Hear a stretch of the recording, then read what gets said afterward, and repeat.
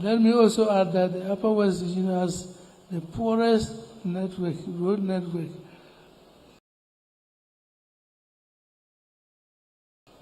in the entire country, and request for the following roads to be tarred. They are namely: 1.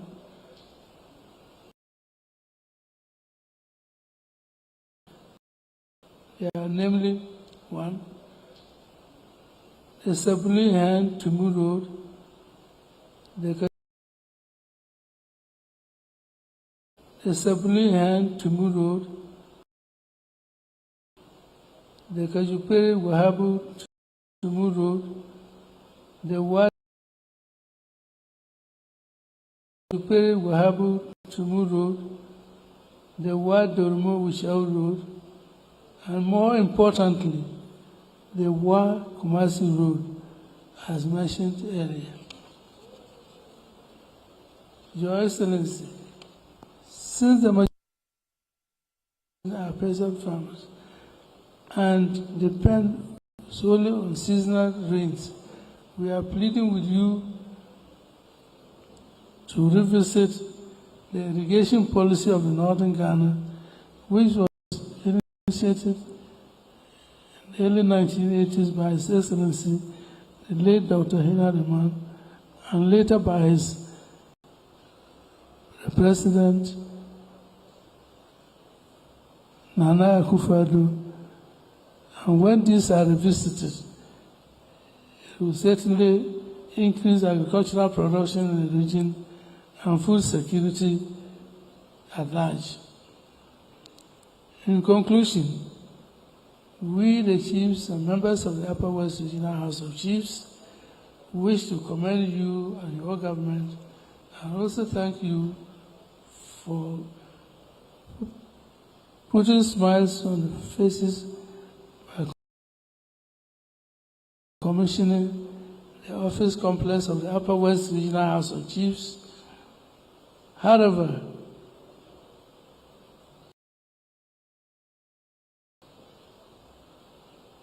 we appeal to you to assist in the rehabilitation of the office.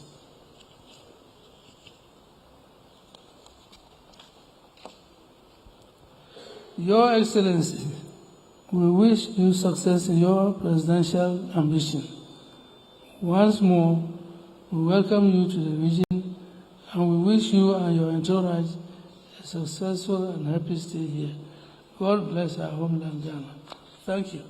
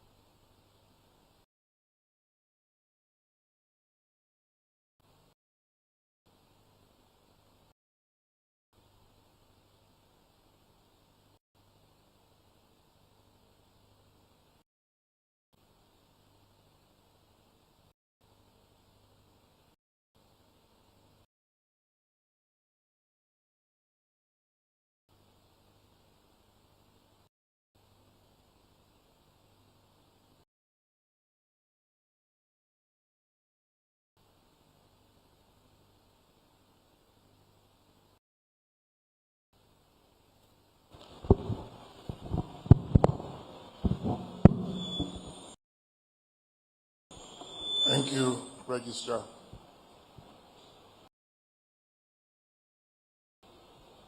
Now the Komwini Dumalai, who's the Dafia Mana, and also the president of the Upper West Regional House of Chiefs, my own father, Powell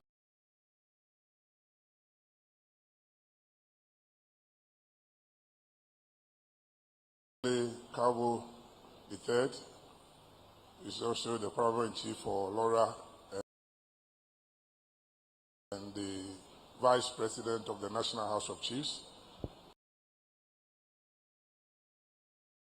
and the Vice President of the National House of Chiefs, my revered Paramount Chiefs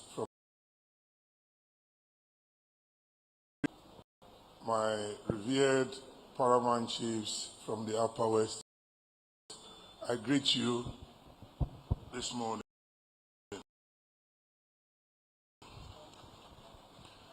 I am here in my humble capacity to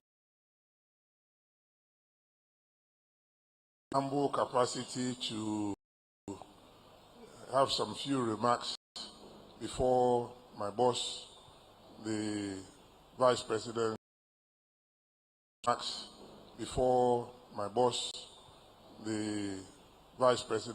comes to address you.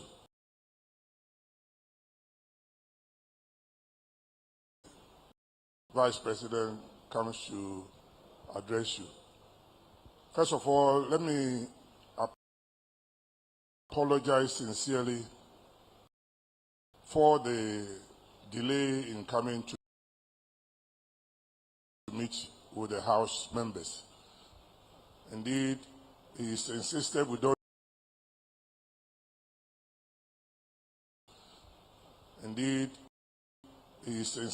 don't delay anywhere, but the nature of this job, sometimes you can't run like that.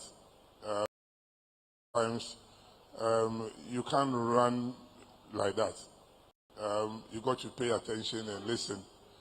And so when we left the previous one, I left ahead of him to come and meet you. And indeed, I'm grateful for your attention when I came to see you, and we had some interaction earlier. So my apologies again. Number two,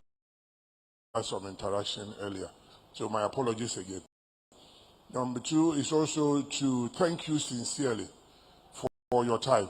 I know the distances you've covered, and to be here. I really appreciate your time. Our Queen Mothers, beautifully dressed, we thank you very much. Really appreciate your time. Our Queen Mothers, beautifully dressed, we thank you very much for being here. For me, as your humble servant, as the minister, beautifully dressed, we thank you very much for being here. For me, as your humble servant, as the Minister for Chieftaincy and Religious Affairs, we've had interactions over the past year. I've been in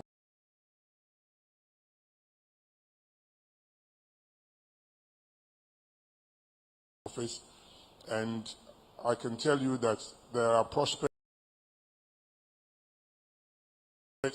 for the Chieftaincy institution to take its rightful place.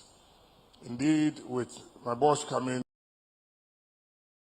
Chieftaincy institution to take its rightful place. Indeed, with my boss coming, he would outline some few areas for you to hear. We believe that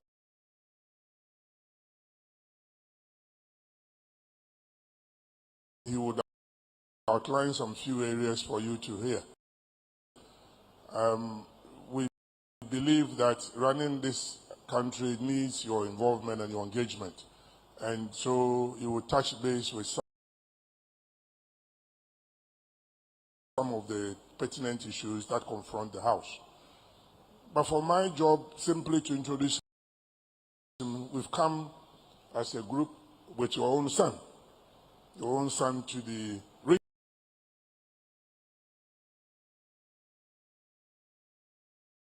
come as a group with your own son to the region. And I came here and I explained to you that coming from where I'm coming from, a Christian background, sometimes people, I explained to you that coming from where I'm coming from, a Christian background, sometimes people just question. I said, no, this is the man who is capable of breaking the barriers. Not only that he's competent,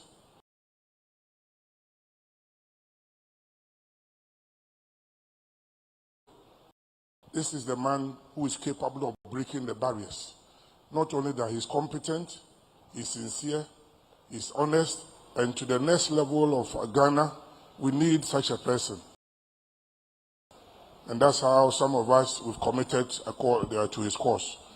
And we've had a good chat before he came in.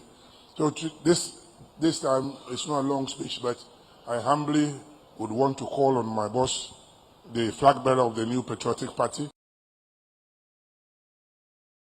It's not a long speech, but I humbly would want to call on my boss, the flag bearer of the New Patriotic Party, and the Vice President of the Republic of Ghana, Alhaji Dr. Muhammadu Bawumia, to speak to the House. Thank you. Now, President.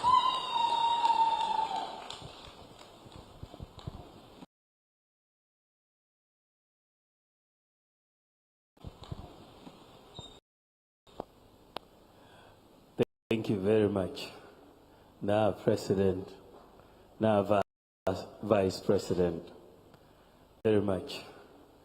Now, President, now Vice President, Namine, Namine,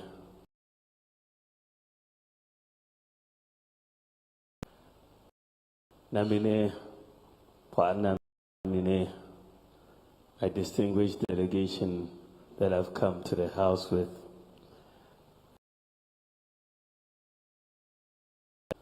A distinguished delegation that I've come to the House with.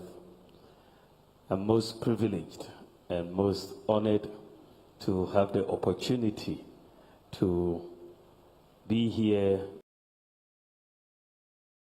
honored to have the opportunity to be here this morning, and I want to add my voice to thank you for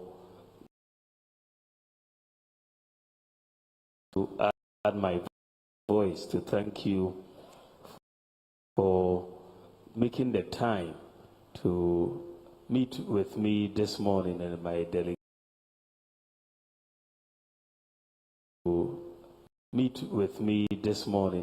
delegation.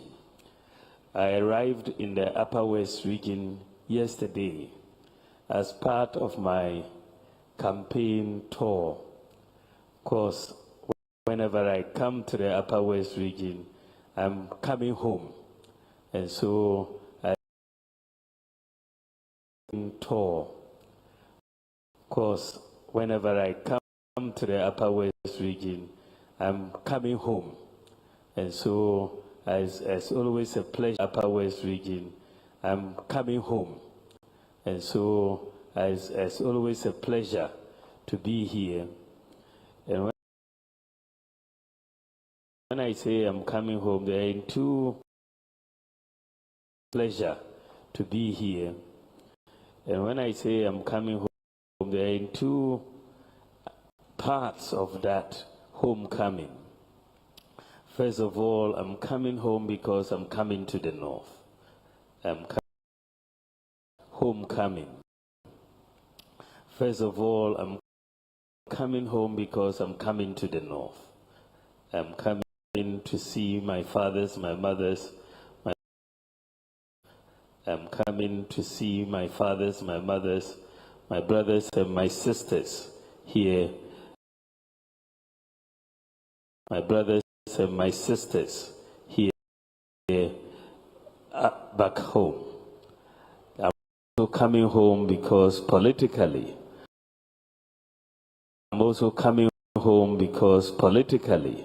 for our party, politically, for our party, this is really home.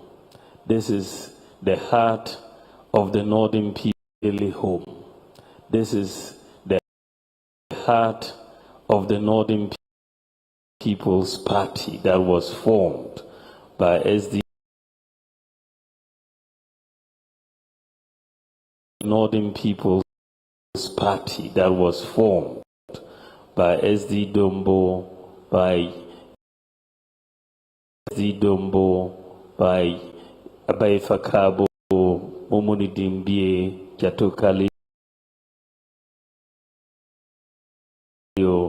BK Adama, and Momoni Dimbie, Jatokalio, BK Adama, and that group of stalwarts of the Northern People's Party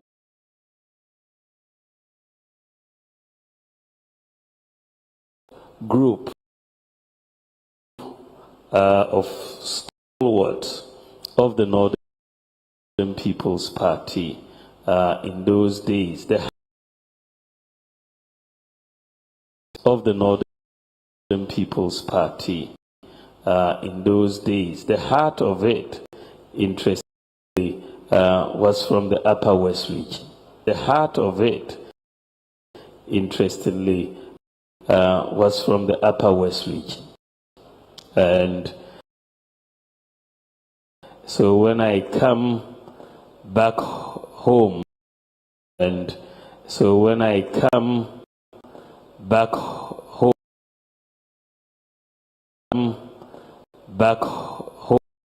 and I come to the Upper West region, it is really almost spiritual for me to be back here, knowing the selflessness and sacrifices of all the people who work so hard in putting the Northern People's Party together, and that Northern work so hard in putting the Northern People's Party together, and that Northern People's Party has eventually metamorphosed into and that Northern People's Party has eventually metamorphosed into the New Party.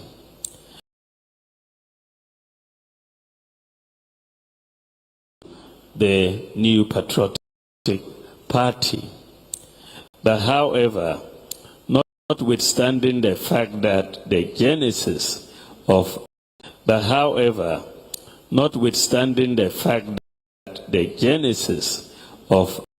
our party has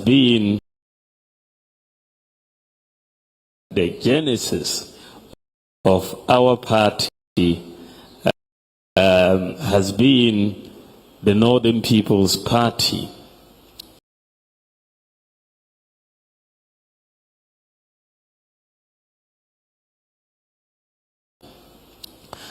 Our leaders being as selfless as they were when it came to time for taking the leadership of our party, SD Dombo sacrificed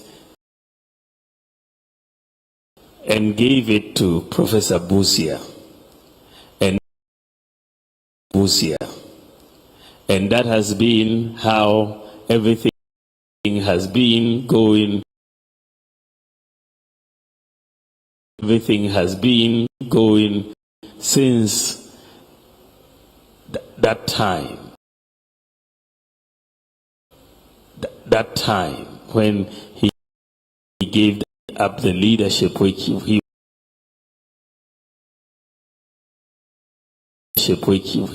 was entitled to. And since then, no northerner has led the party and until now, and until now, and so it even became an issue in the country. People kept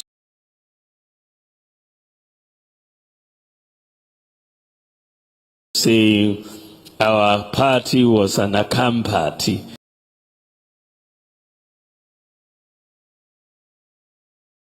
And therefore, they would not now be allowed to lead the party.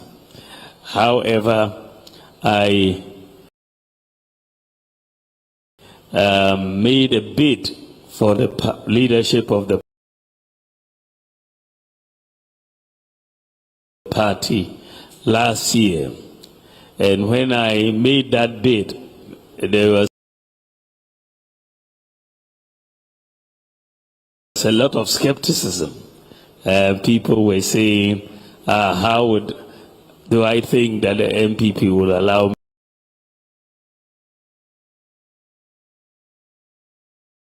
me to lead the party? But I kept saying that our party was really a very diverse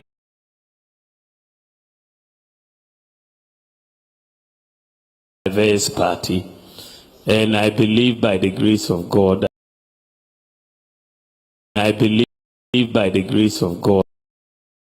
that it was possible for me to be elected as leader of the New Patriotic Party. And so it was with a New Patriotic Party. And so it was with a lot of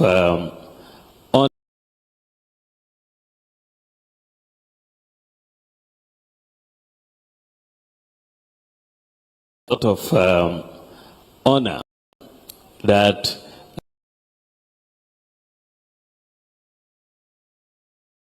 I felt when I was elected.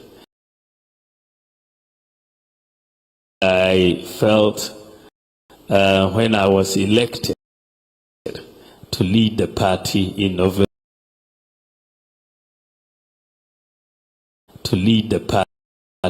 November. Last year. I believe that the history, and it is history that has been made,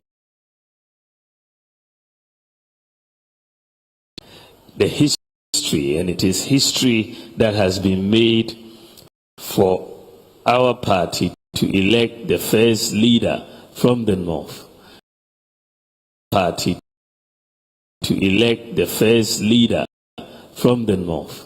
And I also think it makes a lot of sense. And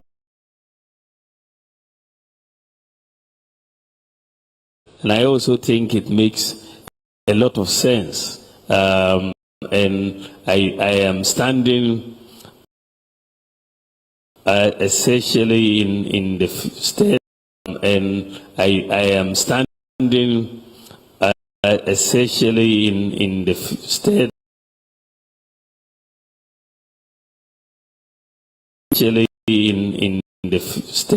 in the shoes of which I am not able to fill anyway, but I'm standing in the shoes of all the pioneers who able to fill anyway, but I'm standing in the shoes of all the pioneers who sacrificed everything to build this party. And one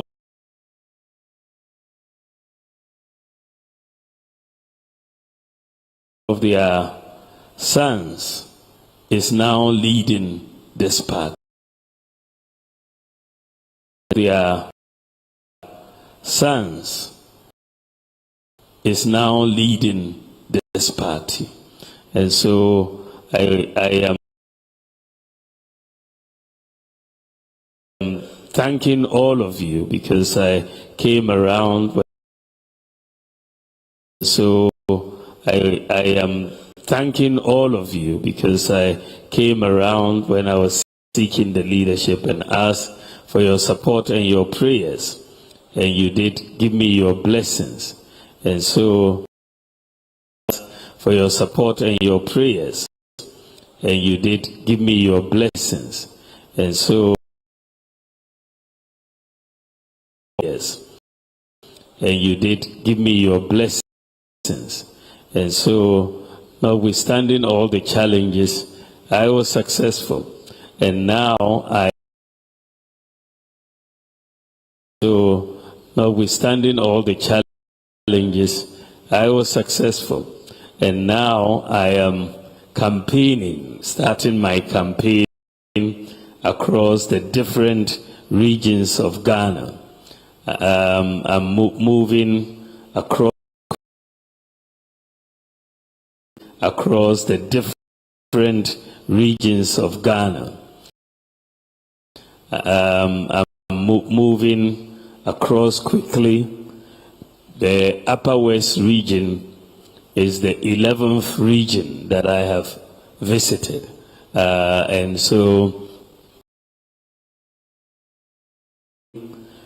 the Upper West region is the 11th region that I have visited. And so after this, I'll have 5 more regions to go in this first round of campaigning. I've visited. And so after this, I'll have 5 more regions to go in this first round of campaigning. And then I will come back again. After this, I'll have 5 more regions to go in this first round of campaigning. And then I will come back again to do specific constituency by constituency campaigning. I am most grateful for the opportunity, and I'm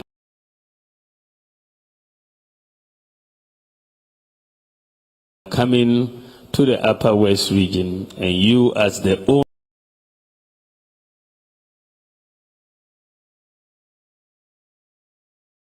owners of the region, because you own the land region, and you as the owners of the region, because you own the land of Upper West. And I am coming as your son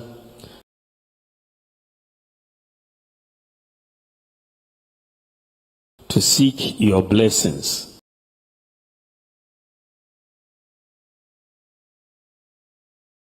and to seek your prayers and to ask for your support. So for me, as I embark on this journey,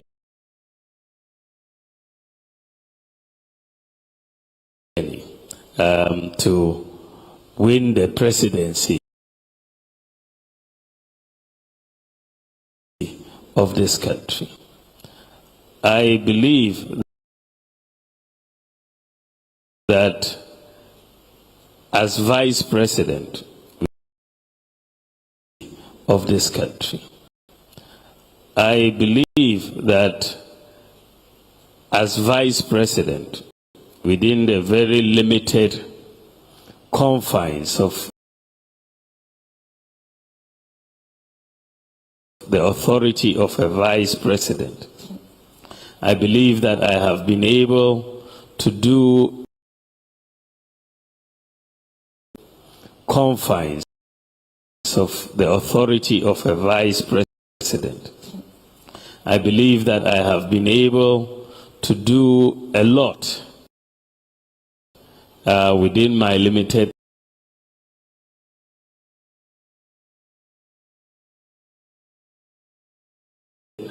authority to impact the development of Ghana in so many ways. When I came in, I focused on supporting the president to solve a few critical problems that this country faced. I knew that the world as critical problems that this country faced. I knew that the world as a whole was moving towards a digital age, and our digital age, and our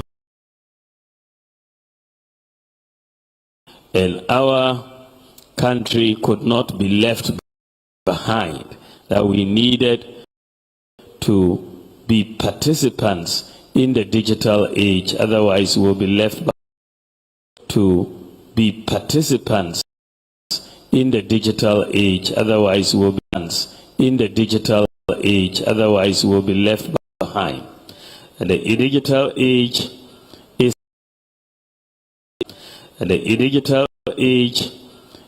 really an age where we try to make sure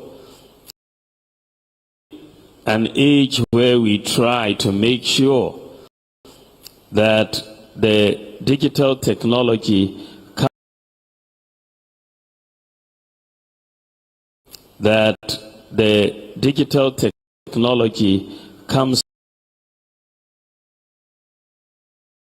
to bear on our problem-solving ability, that we use technology to solve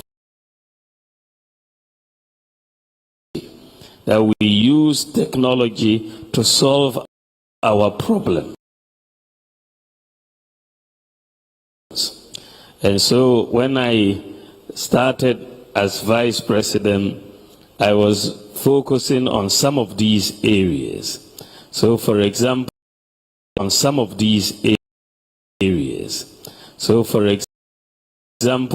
in the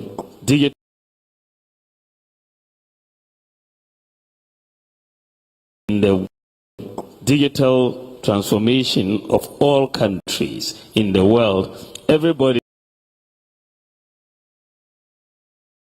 focuses initially on making sure the citizens all have identity, because if you don't have identity, you cannot participate in the digital economy. So the foundation of our participation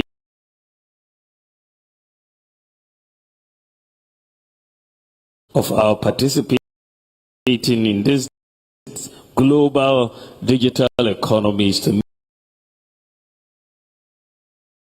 make sure that all our citizens are identified.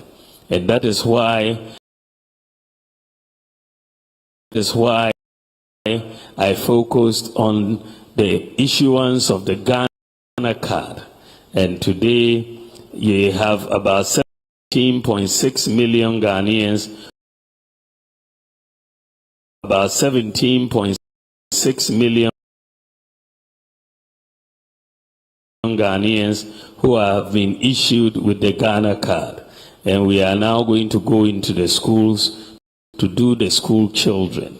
But what is also good is that now we have put in place a system where if a child is born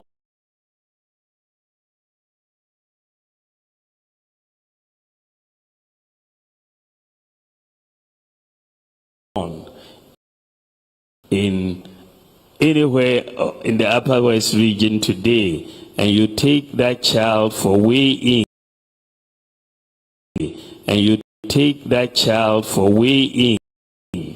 in the hospital, that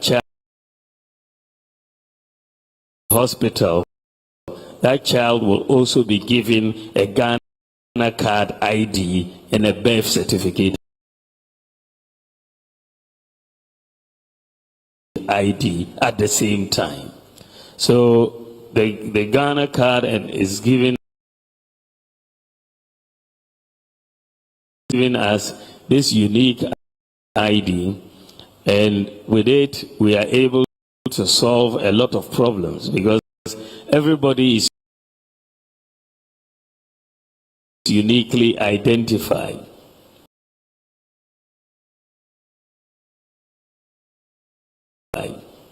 One area that we have used the Ghana card to solve problems is in the area of ghost workers on government payroll, because every worker must have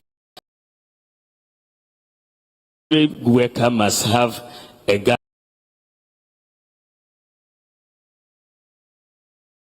Ghana card number, because your fingerprints will identify you.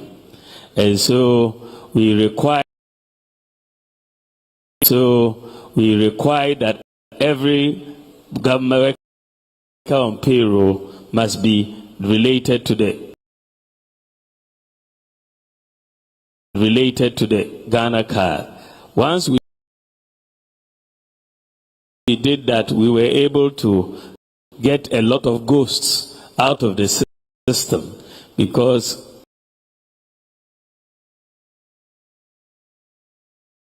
whilst individuals have fingerprints, ghosts don't have fingerprints.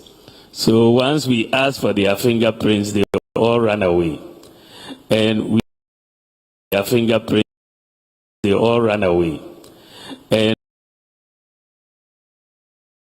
we found 44,000 ghost workers on the national service payroll, and found 19,000 ghost pensioners on the Senate payroll. Together, the national service was payroll, 44,000 out, was saving us about 400 million cedis a year. That's about 400 million cedis a year. The what do you call it? The Senate payroll was saving us almost 3 million cedis a year. Between the two is over 700 million a year. Just two institutions that you are saving this amount of money simply because you are insisting that workers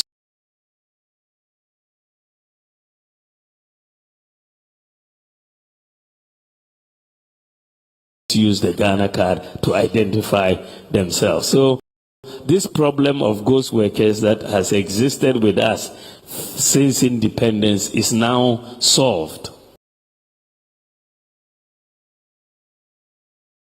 It's now solved, and that is a big gain for all of us. Another problem that I focused on was to make sure that our people have access to financial services. Before, it was really a preserve of the elite, who are bank accounts and so on. But many of our people had mobile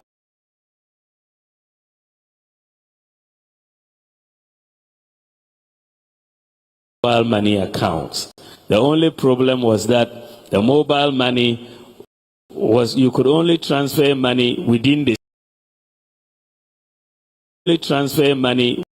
same network. If you were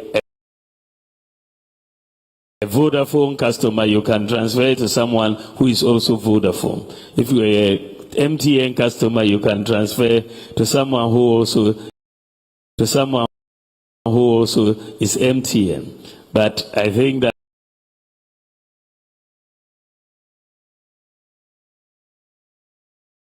over what we then decided to do was to implement something we call mobile money interoperability, that brought us the ability to transfer between different telecom companies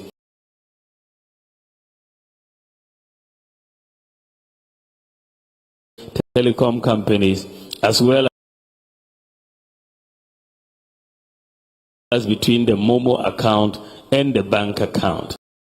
And we have done it. And Ghana is the only country in Africa that you can transfer money from a Momo account to a bank account and from a bank account to a Momo account. And that really has helped us becoming a very financially inclusive society, and we are making a lot of progress. I also focused on the fact that we didn't have addresses. We in our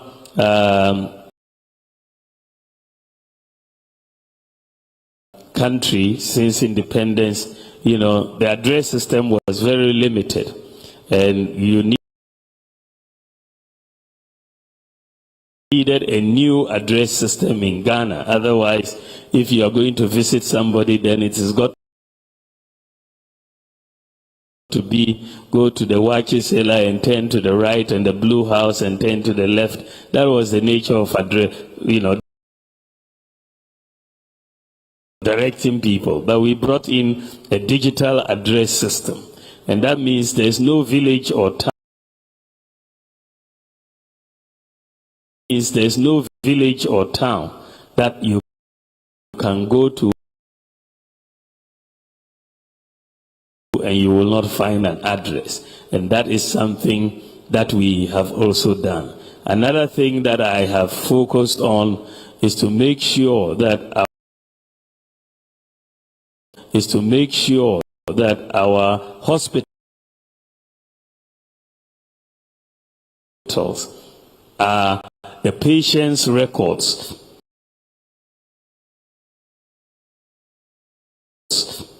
are all digitalized, so that your records will no longer be on a folder, because sometimes you go and they will say they can't folder, because sometimes you go and they will say they can't find your folder in the hospital, and that is a problem. But now we are trying to digitalize every hospital, every clinic, every CHIPS compound, all the data. We have finished with the teaching hospitals.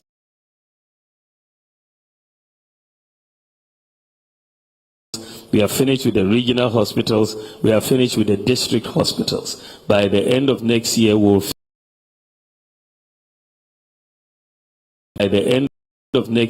finish with every hospital in Ghana, including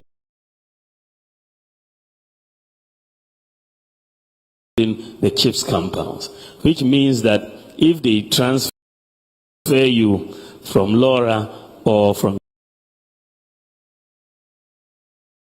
Jirapa to come to Wa, when you come to Wa, you no longer need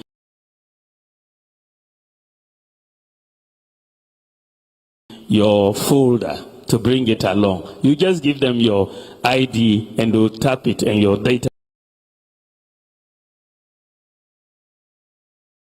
all your record will be on the computer. The doctor will therefore be able to treat you. If they transfer you from Jirapa or Funsi to go to Kolebu, you don't need any folder. You just take your ID. Once they put it in Kolebu system, all your health records will be there, and the doctor will do that. We expect to finish every hospital by next year, but we have finished teaching hospitals, regional hospitals, and also district hospitals. And so that will help the doctors give us a lot of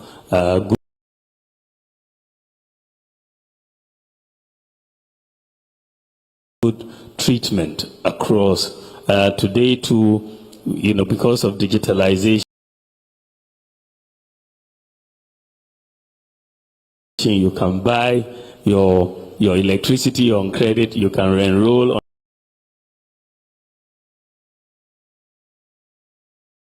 on national health insurance and renew your national health insurance also remotely on your mobile phone. Another initiative which I championed was the one constituency, one ambulance, and we've done it. And after the COVID problems, we realized that there was a major deficit of hospitals in many districts. So I made a proposal to the president, and he agreed, and we decided that we should bring in this project called Agenda 111 to make sure that every district in Ghana which does not have a district hospital will have one, and every region without a regional hospital will have one. And right now we are proceeding with the construction of the Agenda 111 hospitals. I know there are about 4 in the Upper West region that are ongoing right now. In the whole of the 5 northern regions, we have 27 of these Agenda 111 hospitals that we are building, and it will help us all move forward to do that. I have also, amongst some of the policies that I have pushed for, which we are now enjoying, is the free senior high school education policy. And that is a policy that, you know, for us who come from the north, it has been really God-sent to us. Why do I say so? You look at the senior high school enrollment. Since we came into office, the increase has been huge. When we came into office, the total enrollment in senior high school was 800,000. That is between independence and 2016, we only had 800,000 students in senior high school.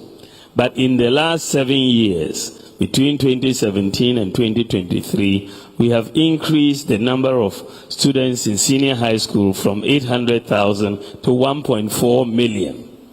So 60 years of independence, we had 800,000 students. In 7 years of free SHS, we've added 600,000 students. So it means that there was a real need for a lot of students whose parents could not afford, and the opportunities are now going. But what for me is very, very interesting about the data is that the top 5 regions in the enrollment into senior high school are the 5 northern regions. The top 5 of the 16, the highest enrollment is coming from the 5 northern regions. And that tells me that there is really a need for our students, because many of the parents could not afford the senior high school, and now they are taking the kids there. But what is also more important is that now, before there were more boys than girls in the senior high school. More boys than girls, but now there are more girls than boys. More girls than boys. Today, when we came in, for every 100 boys, there were 68 girls in senior high school. For every 100 boys, there were 68 girls. Today, for every 100 boys, there are 106 girls. So the girls have overtaken the boys in the senior high school, and it is a good thing. Recently, we have tried to improve their studies. We are giving them tablets, which are basically computers, for them to have all their learning materials on it and do that. So the senior high school, and also their performance in the WACSI exam has gone up dramatically. From the best 6 subjects of 45% pass rates, today we are at 64% pass rates. This is a major increase. And so we are very, very happy. It's not that we've solved all the problems of senior high school. There are still some problems we have to solve, but the students are really getting a big benefit from the senior high school education. And then when we have also added technical and vocational education, which we have invested a lot in. And so over the last 7 years, we've invested 6 billion Ghana cedis in technical and vocational education. We have upgraded all the 34 MVTIs. the 10 technical universities as well as the 13 colleges of technical colleges, and really brought state-of-the-art equipment across. In addition to this investment, we have made technical and vocational education free in Ghana. And that is really that has increased the enrollment from 60,000 to 159,000. So the students are benefiting because now we need skills for them to come out into the world of work. So Your Majesties, these are some of the things that we have been doing to as far as my contribution in terms of governance. As I said, I have proposed the one constituency, one ambulance. We have done it, the Zongo Development Fund, the Goal for Oil policy. I can point to at least 33 different policy initiatives that I, as Vice President, have been able to support the President and champion their implementation. And so what I am saying, my fathers and mothers, Your Majesties, is that if as Vice President I have been able to support in doing all this work with the limited constitutional authority that I have, I will make the case that if you make me President with all the constitutional authority, I will do much more for our country and for our regions. That is what I want to plead of you.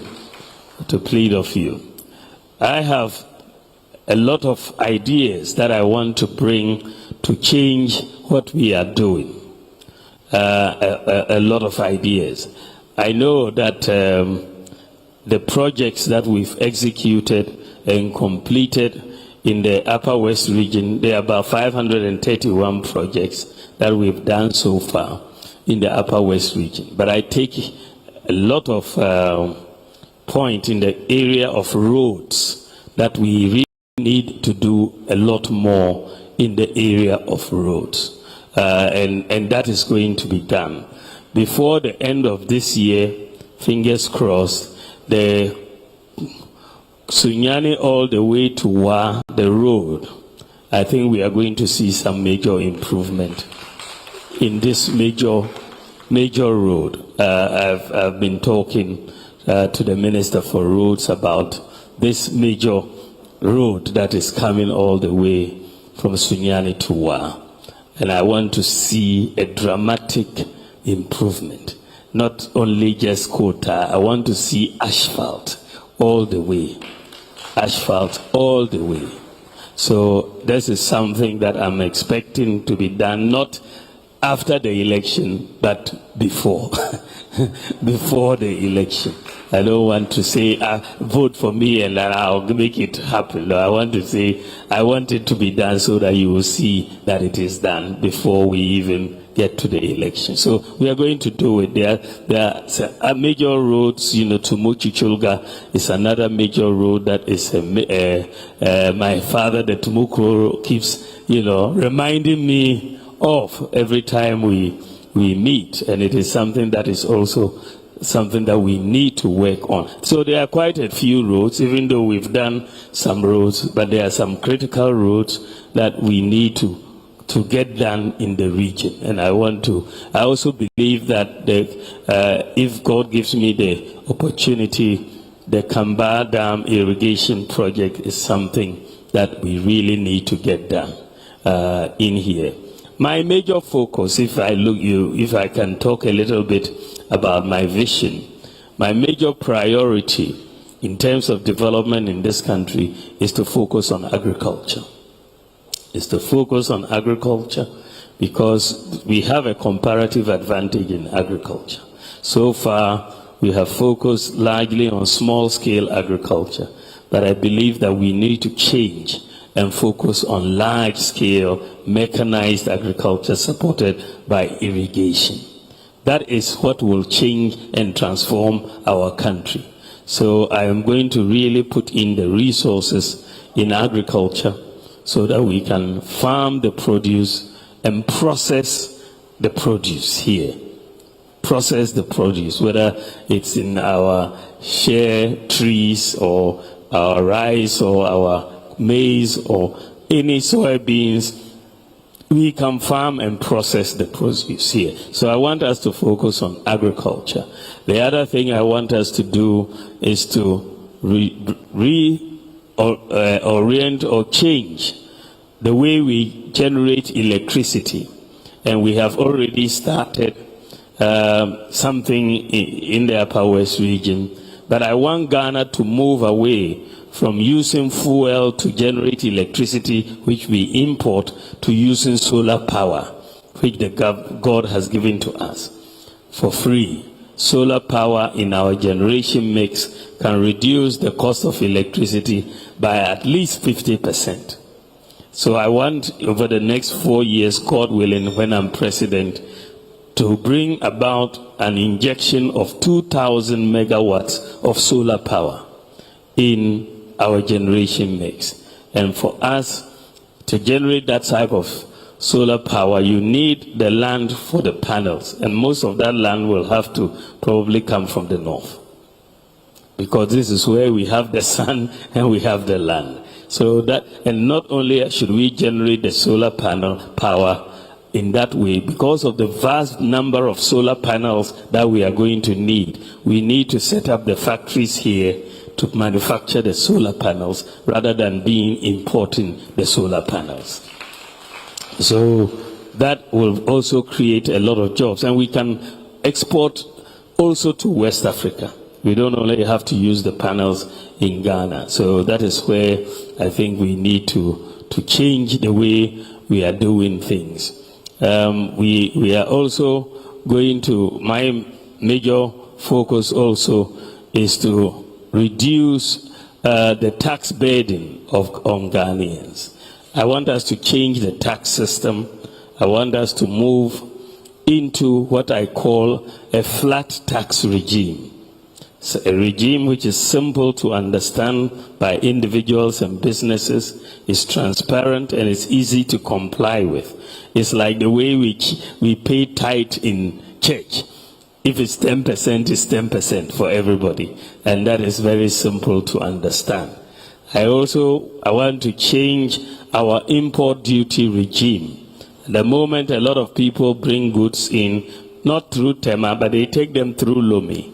And then from Lomé, they basically do the smuggling into Ghana. And we lose a lot of revenue. So I want a new policy on import duty, such that Ghana's import duty cannot be higher than the import duty in the Lomé port in Togo. We will cap it at that level so that there's no incentive for anybody to smuggle through Togo to come to Ghana. So the smugglers will disappear, just like the ghost workers disappeared when we asked for the Ghana card. So I'm realigning our import duty policy to that of Togo. So we will not charge higher than that of Togo, and therefore we will get a lot more revenue coming into Ghana once there's no incentive to smuggle goods out in there.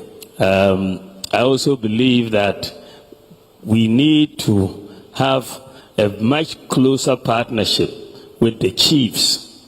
One of the problems that I see is that chiefs have largely been, to some extent, sidelined in the governance of our country. But they are the most influential people in our country. So it becomes a problem for government. If you are governing and you don't have the chiefs closest to you, we need a partnership between the government and the chiefs for us to be very, very successful. And so I am going to advocate for a review of Section 63D of the Chieftaincy Act to grant the chiefs more powers.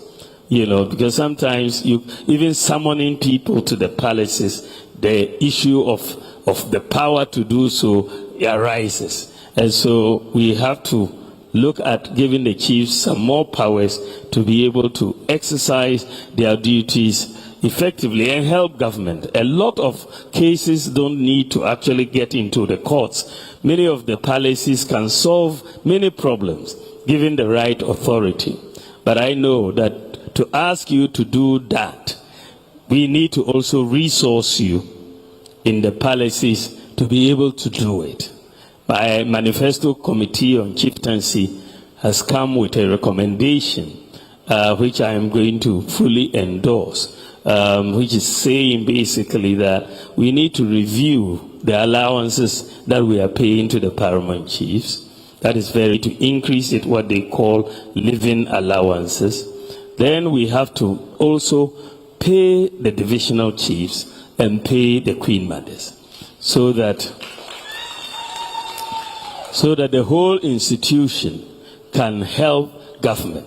But because if you are only paying the paramount chiefs, there's a big gap that is left behind between the divisional and chiefs and the queen mothers. And we need to bring them all as an institution to help us to solve a lot of our problems. So it is a recommendation that I'll be outdooring, and it's something that I believe we should really do a lot of to do that.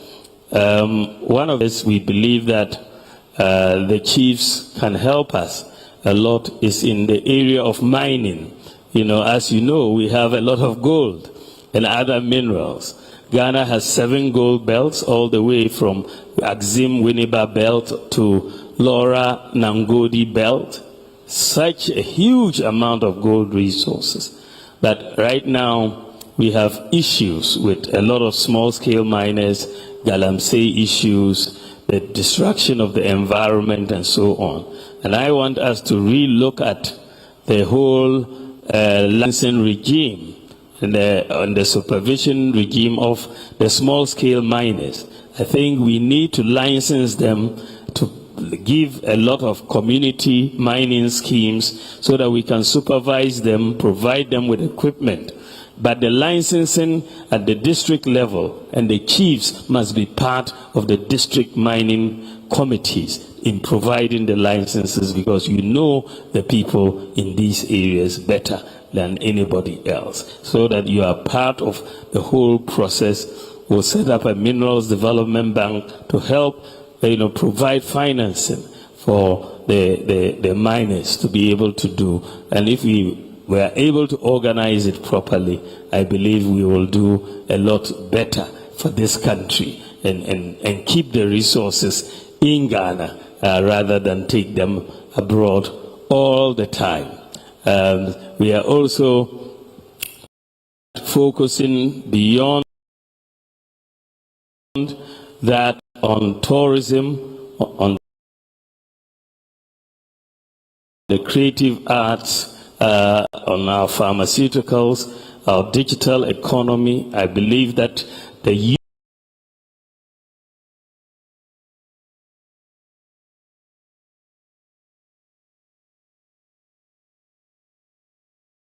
of this country have an affinity for digital, and we can give them skills in these areas. I propose to train 1 million youth in digital skills such as coding, software engineering, and so on. The good thing about acquiring digital skills is that you don't need a degree or a certificate to learn. As long as you can read or write, we can train you to be someone in the digital field. And you can sit in your homes in Jeffrey and be working in Australia because you are doing it over the computer. You will have all the skills to be able to work in other countries whilst you are here. And we are going to train 1 million youth in this area to get us jobs so that they can be worthy of, they can get employment very, very easily in the digital field. So we are doing so much in terms of what we want to bring about in Ghana to change our country. My fathers, my mothers, your majesties, of course I'm not able to speak completely on the whole manifesto, but these are some of the highlights of the things that I want to do.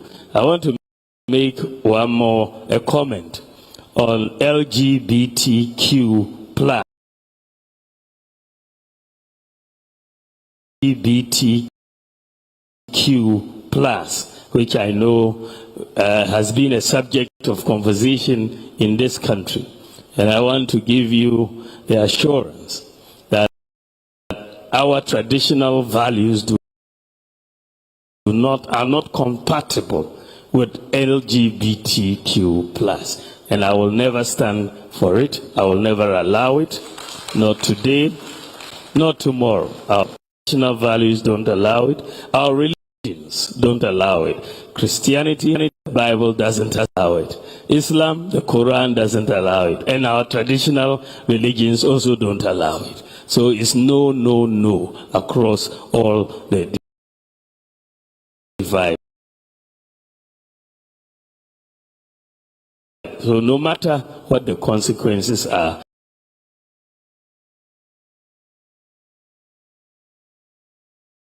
we will hold on to these, our values. The practice is not going to be accepted, not by me, not at all.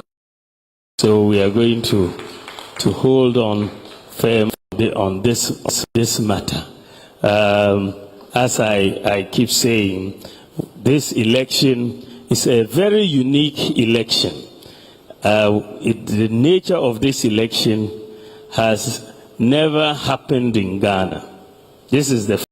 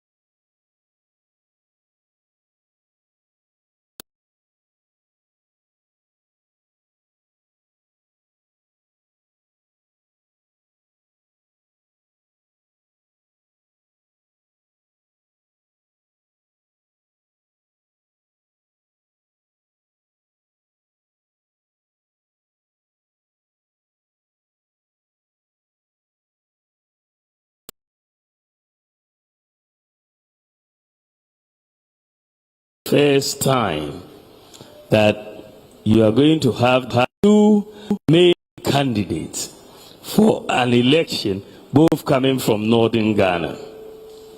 I mean, it's amazing. This is the first time you have two main candidates coming from northern Ghana to contest. And so it is a very, very important election for the North.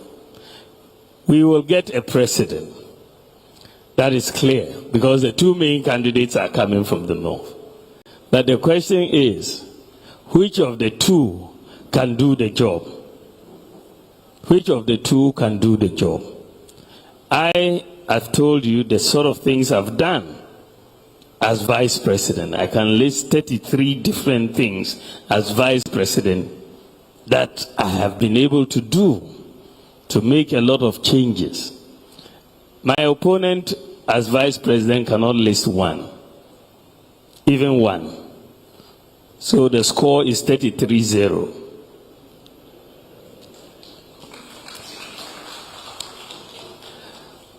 So that is one thing. People have said that I have been the most impactful vice president in Ghana's history.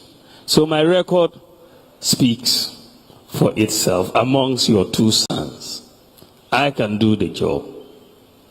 The second point is, even if you consider that we can both do the job, one can only come for 4 years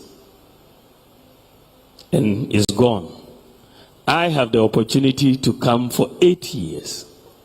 So if the presidency is coming to us, do we want it for 4 years or we want it for 8 years? So I think my mothers and fathers, I think that it's in our interest to have it for 8 years. Because when it leaves, it may take a long time to come back. So we should get it for 8 years with somebody who can do the job to help all of us. So that is my case I am making to you. God bless you and thank you very much.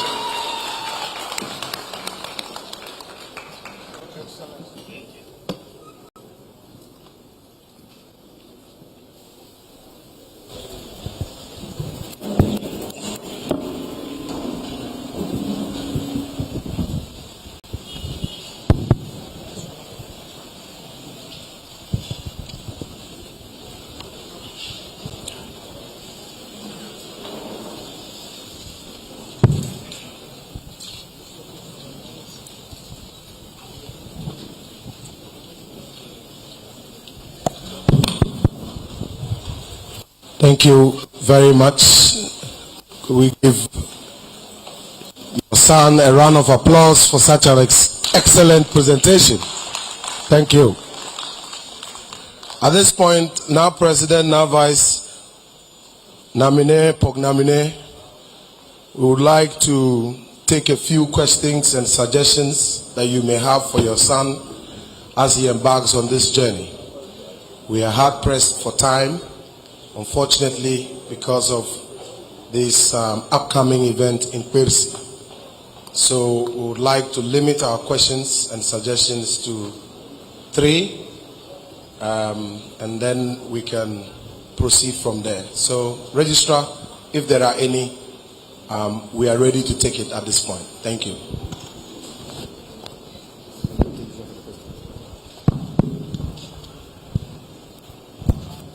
Please, you identify yourself and go straight to your question. Thank you very much, President, for the opportunity. I am Sankanana. My question is, the Ministry of Education, for that matter, Ghana Education Service, introduced special schools known as STEM schools. I think almost all the country around have got their fair share of these schools. But that of Upper West region, I don't think we have got one now. So I would like to remind Your Excellency so that you also remind the Minister of Education to consider Upper West region for at least 1 or 2. Thank you very much.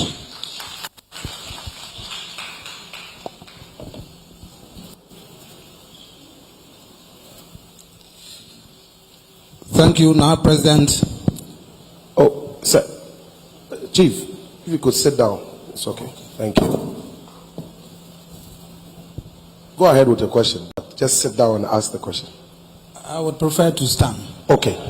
Okay. In the House, that's our orders here. Okay. Okay. It's a small parliament. Thank you. Thank you very much. Thank you, now President, for the opportunity. Your Excellency, the Vice President, we are privileged to host you. And from your address, you mentioned some issues that are very interesting and pleasing to my ears. I am the coordinator of welfare affairs in the Regional House of Chiefs. My name is Kuro Osman Devia Nangpa, Paramount Chief of Kumah Traditional Area from the Sisala West District. The mention of increment of allowances to reflect the living conditions of the economy of the country at the moment is so pleasing to the ear. And I, on behalf of the House, thank you for that thoughtful idea. In fact, currently we receive 1,000 Ghana cedis for a month, which cannot even fuel my car from Poloma to Wa for a meeting and back. So they are not realistic. We are also very grateful for the mention of roads, especially in the Sisala area, because we were conspicuously missing in the distribution of the EU farm access roads distribution. Somewhere last 2 years, we were in Accra, led by chiefs, Zinikoro, myself, Tumukoro, and others, were all part of the delegation that met the Minister of Agriculture and that of Roads. Today, as we speak, both ministers are no longer at the ministries. The Honorable Bright Achampon and the new Minister for Roads should turn their attention to the EU Farm Access Roads saga that is yet to be resolved. We are told the Upper West region is part of the grain basket of this country, and that if Ghana were to suffer any grain challenges, the Upper West region, especially the Sisala area, could feed the country for over 18 months. We are recently told by the Minister of Agriculture that the maize from the Sisala area is the best in the whole world. If we can give Ghana this tag, why are we being neglected in terms of roles for the agricultural sector? That is the question on the mouth of the youth and, of course, the chiefs and the people of the Sisala area. So I'm pleased to hear that you will be paying attention to the road sector. I will end by commending you on diversifying the energy sector in Ghana, and that you intend to add over 2,000 megawatts of power through solar. My traditional area and my family in 2015 were approached by a private developer to give us solar energy. My family released land over 150 hectares for such a company. But after change of government, the investor never returned. I am pledging on behalf of my people that that land is still available for such purposes. If you come, we shall make it available for you. Thank you so much, Your Excellency.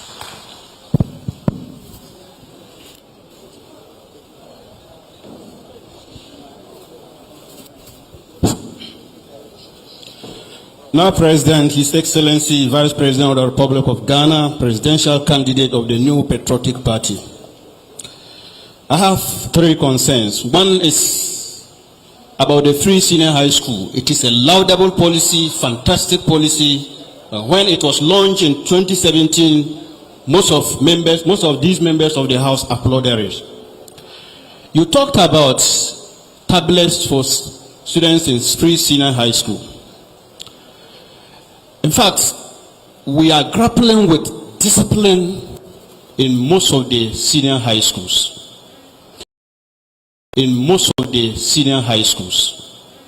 To the extent that students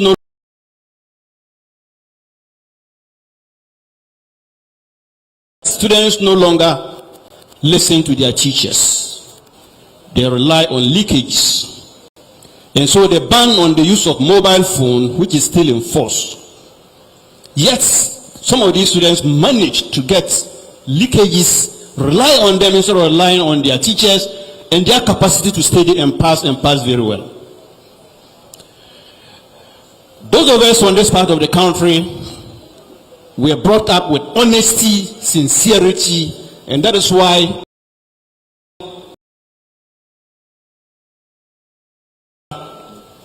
down south there, people relied on an ordinary to be a watchman. And so we normally bring up our children in a way that we don't want them to steal. Now these tablets, how can you assure us that students will not have access to pornographic material? They will not have access for these linkages in order to get these leakages. Because we believe that training the child morally, socially, and academically is more important than academically alone. So give us that assurance.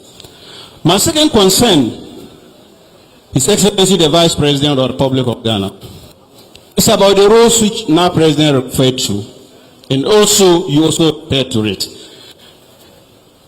Interestingly, we are so happy that we said before the year ends, something will be done from Sunyani to Wa.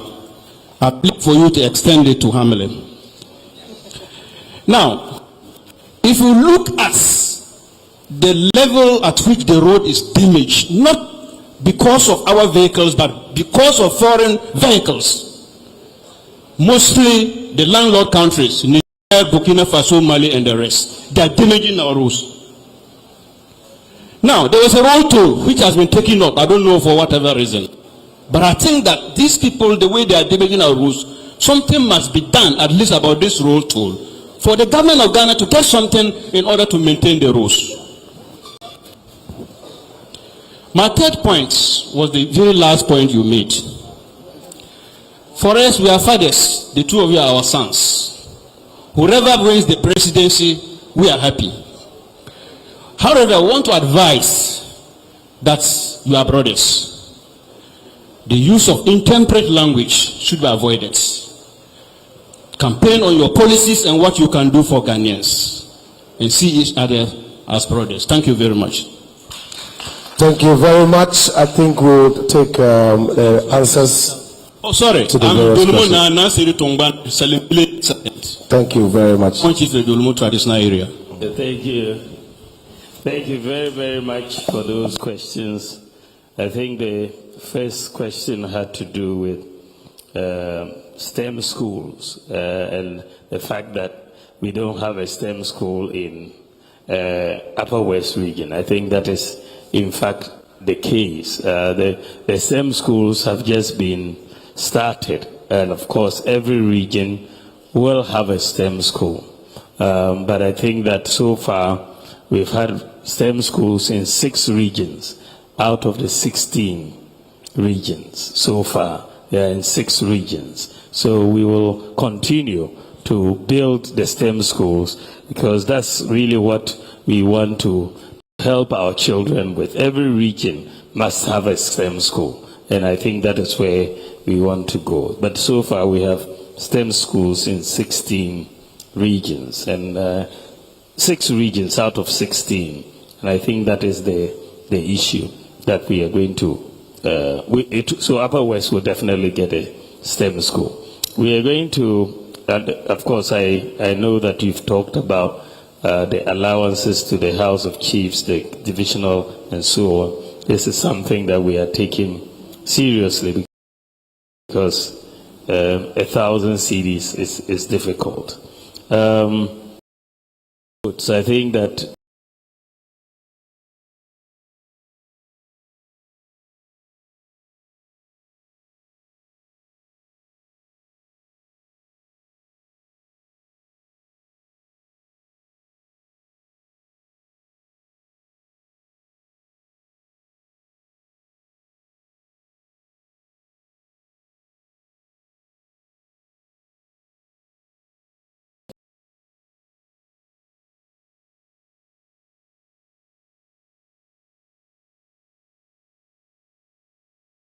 and especially in the Sisala area that you mentioned, given how the productivity in agriculture is so high, maize and other things, is something that I'm going to be paying a lot of attention to, and we've got to make it right. It's just unfortunate the EU funded roads that came in. We didn't really get any in the Sisala region. Yes, doesn't.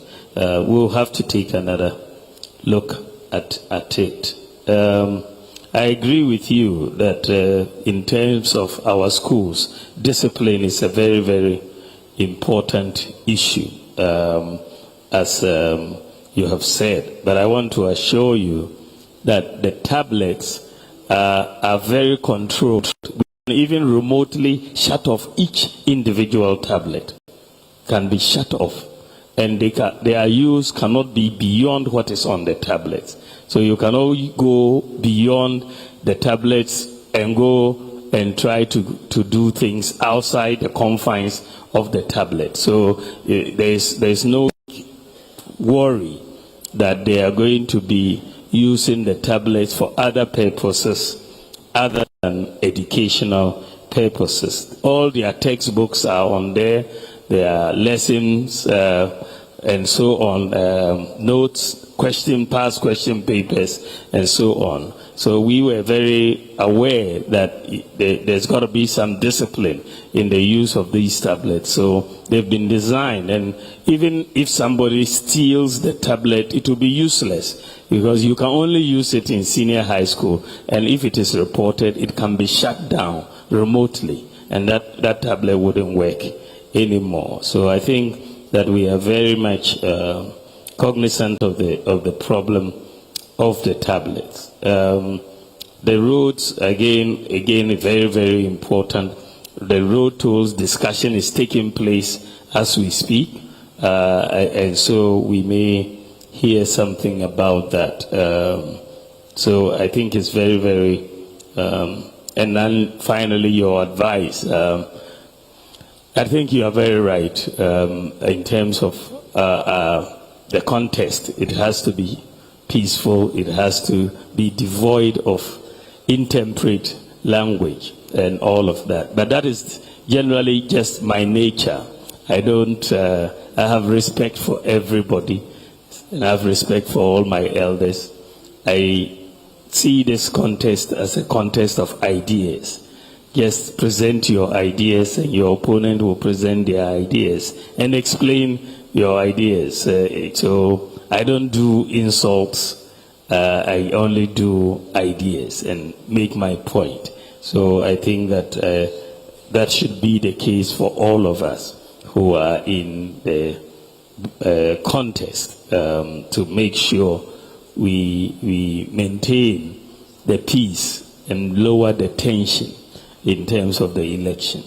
I thank you all very, very much for your questions.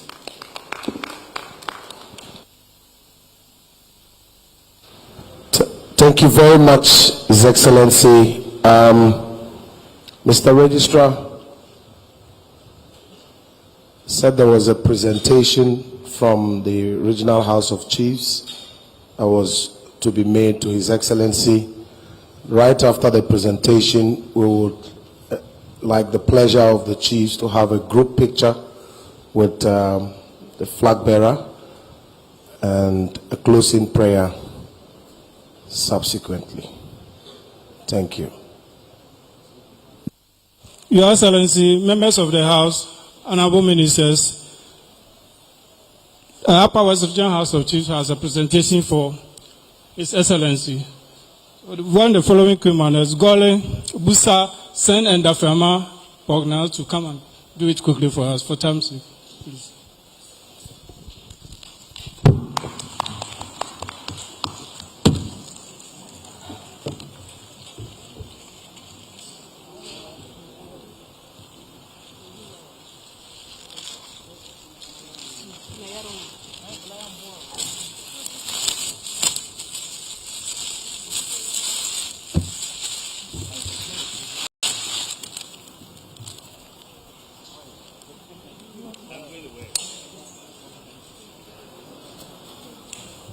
Thank you.